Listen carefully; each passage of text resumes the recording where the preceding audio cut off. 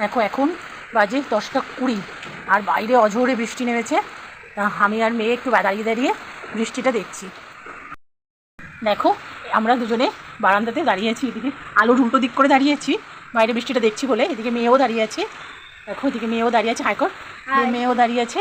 আর আমরা দাঁড়িয়ে দাঁড়িয়ে বৃষ্টিটাকে ভীষণভাবে উপভোগ করছি। সারাদিন এত অসহ্য গরম ছিল যে কী আর বলবো, এই বৃষ্টিটাতে একটু বেশ স্বস্তি লাগছে।